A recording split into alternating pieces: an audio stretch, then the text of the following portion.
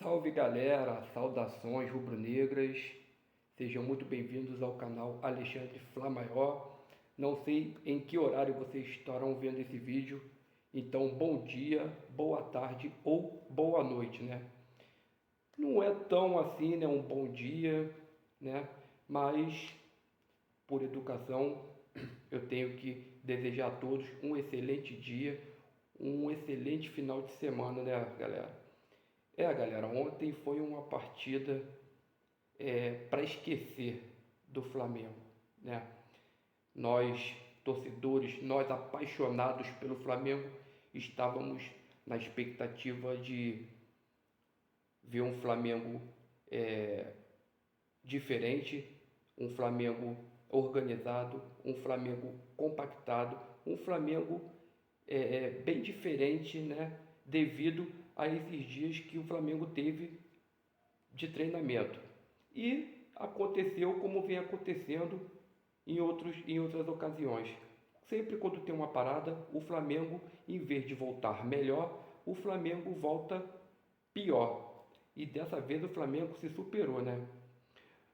Não vou dizer que o Flamengo se superou, até porque, e já dizendo, né? Acabei de dizer agora que o Flamengo se superou, mas o Flamengo esse ano, o que o Flamengo mais faz é acumular vexames, né? Já teve o vexame contra o Palmeiras, que tomou a goleada na final da Supercopa, teve a goleada contra os tricolor, contra as tricoletes, né? Que perdemos também de goleada, teve a vergonha do Maringá, né? E outros vexames que a gente passou durante esse ano ainda, que ainda estamos no meio do ano, né? E ontem, para completar, o Flamengo deu outro vexame, sendo engolido, dominado desde o apito inicial da partida até o apito final da partida, né? Onde o Bragantino jogou um futebol envolvente, dominante e acabou acachapando uma goleada que, ó, ficou barata, hein, galera? Porque o Bragantino poderia ter feito muito mais se não fosse o Matheus Cunha. E aí a gente fica olhando aquela cena ridícula do Flamengo dentro de campo, não demonstrando nenhuma reação, não esboçando nenhuma reação, e a gente fica se perguntando o que o Sampaoli fez esses 10 dias, ou melhor, 11 dias que ele teve para treinar esse time.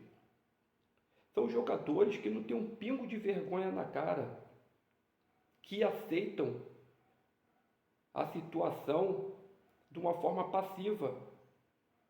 Por quê, galera? Por quê? Porque esses jogadores estão acostumados à passividade. Sabe que nada vai acontecer com eles, nenhuma cobrança será feita. A diretoria do Flamengo não vai cobrar esses jogadores como ela não cobrou em outras ocasiões. E eu tenho minhas dúvidas se o Sampaoli vai cobrar esses jogadores. Quem viu a entrevista do Jorge Sampaoli ontem, eu acredito que ficou surpreso quando ele diz que não entendeu a postura do time. Ora bolas, Sampaoli, se você não entendeu, imagine nós torcedores, que não estamos no dia a dia do Flamengo, não acompanhamos o Flamengo nos treinamentos, porque quem dá os treinos é você, e você me vem na coletiva e me fala que você não entendeu. E aí você bota um monte de dúvida na cabeça de nós torcedores. O que pode estar acontecendo com esse time e o que aconteceu na partida de ontem. Mas eu não vou ficar levantando situações aqui sem eu saber realmente o que está acontecendo. Vai ser mera especulação da minha parte e eu posso até sofrer uma retaliação por algo que eu venha falar aqui para vocês. A verdade é que o Flamengo ontem foi um time covarde, um time omisso, né? E um time sem caráter nenhuma e sem respeito nenhuma pelo seu maior patrimônio, que somos nós torcedores. Mas isso não é novidade, nação, porque isso vem de cima. Se a própria diretoria não respeita o seu grande patrimônio, que somos nós torcedores, esses jogadores também não vão respeitar. Porque eles olham para nós torcedores simplesmente como consumidor. São torcedores que consomem o material do Flamengo, os produtos do Flamengo, que são caríssimos, que pagamos o ingresso com nível com preço absurdo, e apenas isso. É dessa forma que essa diretoria olha para nós torcedores. Mas eu tenho certeza que depois de um vexame daquele de ontem, hoje é sexta-feira, mais tarde, pode ser que mais tarde ou até amanhã eles anunciem a contratação do Alan para tapar o buraco, né? Porque é sempre assim que acontece. Ou se não, vem com a historinha do estádio para querer enganar os bobos. Então, o problema do Flamengo não é de hoje. Essas 10 partidas que o Flamengo vinha sem perder, não mostrou que o Flamengo estava jogando um excelente futebol. Serviu para mostrar que o Flamengo ainda tinha falhas, mas estava ganhando mesmo com as falhas. Contra o Grêmio, o Flamengo não fez uma excelente partida, mas o Flamengo foi eficiente. E o Grêmio também teve oportunidade de fazer gol no Flamengo e não fez. Foi um jogo de trocação. Eu estava lá, eu vi. Então ali já mostrava os defeitos do Flamengo, mas o Flamengo conseguiu a vitória mesmo assim. E nós criamos uma expectativa que quando o Flamengo retornasse da parada FIFA, o Flamengo poderia ter consertado esses erros, e não foi isso que nós vimos.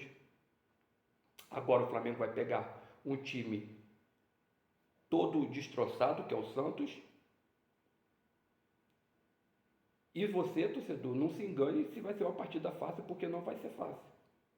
O Santos vai querer dar uma resposta para a sua torcida, vai jogar bastante pressionado, e o Flamengo que abre o olho, porque pode sim ressuscitar o já morto Santos. Porque isso daí acontece muito com o Flamengo. O Flamengo gosta de ressuscitar quem está morto, né, galera? Mas ontem foi vergonhoso o que o Flamengo fez. A partida que o Flamengo fez ontem foi vergonhosa. Foi ridícula. Foi um desrespeito com a sua torcida, que está sempre do lado do time, mesmo enxergando os erros, mas está ali apoiando, assim como eu apoio. E a gente está sempre se iludindo com esse time. Sobre o Sampaoli, é certo que o Sampaoli tem a sua parcela de culpa, porque são coisas que não são explicadas para nós torcedores. Por exemplo, o porquê do Felipe Luiz não entrar no jogo. O porquê o Felipe Luiz não ser a opção para a lateral esquerda, se ele é o jogador da posição e o Sampaoli ter que improvisar um zagueiro para fazer aquela função. Isso tem que ser explicado. Se o Felipe Luiz não tem condições mais de jogar esse ano, então abra o jogo para nós torcedores. O Felipe Luiz não tem condições mais de jogar no Flamengo esse ano, e ele vai seguir a carreira dele de outra forma, sem ser jogador. Vai seguir a carreira dele como técnico, já que ele estava fazendo estágio. A qualidade técnica do Felipe Luiz, a inteligência do Felipe Luiz é inquestionável, e ontem ele poderia ter ajudado e muito. Mas o Sampaoli improvisou o Léo Pereira mais uma vez na lateral. O Thiago Maia não tem condições de jogar nesse time. A gente viu em outras oportunidades que o Gerson e o Thiago Maia não deram certo. A gente viu isso muito com o Vitor Pereira. E ontem a gente viu mais uma vez o Thiago Maia sendo o pior jogador. O time todo ontem estava ruim, mas o Thiago Maia foi o pior jogador do time do Flamengo. E outra, jogou até o final, tendo o Igor Jesus no banco, que a gente não consegue entender por que esse moleque não entra. Será que o Igor Jesus treina tão mal assim, a ponto dele optar pelo Thiago Maia para fazer aquela merda que ele fez ontem dentro de campo? Não foi só ontem não, em outros jogos o Thiago Maia vem mostrando que ele não tem mais condições de ser o primeiro volante do Flamengo. Então são uma série de coisas que não dá para entender. Uma série de coisas que não dá para entender. Seu Arrascaeta, há tempos que não joga. Tem que ser cobrado. tem que ser cobrado sim. Assim como nós cobramos o Gabriel Barbosa, tem que cobrar o seu Arrascaeta também. O porquê que ele não está rendendo. Qual é o problema do seu Arrascaeta? Então, uma série de coisas, nação, que não dá para entender. É sempre os mesmos erros que acontecem no Flamengo. O Flamengo tem jogadores da base que estão no profissional, que tem qualidade para entrar nesse time e não entram. O Flamengo ontem tinha Igor Jesus, Vitor Hugo, André, Matheus Gonçalves no banco. E ele não colocou esses garotos. Vendo o Bragantino dominando o Flamengo com jogadores leves, jogadores rápidos, que o Flamengo precisava igualar com o Bragantino nessa questão, de rejuvenescer o elenco. Poderia ter botado os garotos e não botou, deixou para botar no final. O que ia adiantar? Botou os garotos na fogueira. Então tudo no Flamengo é muito estranho. E a gente está aceitando isso já há anos. E nada é feito. É sempre os mesmos erros, é sempre as derrotas são as mesmas. E nós sabemos quem são os culpados. Abaixo dos culpados maiores, que são a diretoria, logo em seguida vem os jogadores. Chega de passar a mão na cabeça desses jogadores. Chega de jogar culpa só em cima do técnico. Esses jogadores escolhem jogos para jogar. Esses jogadores fazem o que quer dentro do clube de regatas Flamengo.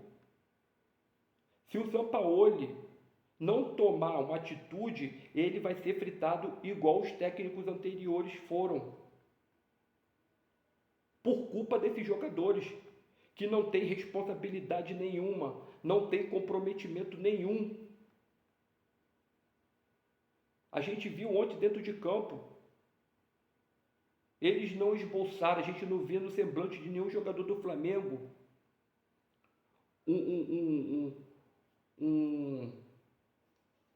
um semblante de você estar assim, incomodado pela situação do jogo, sendo dominado.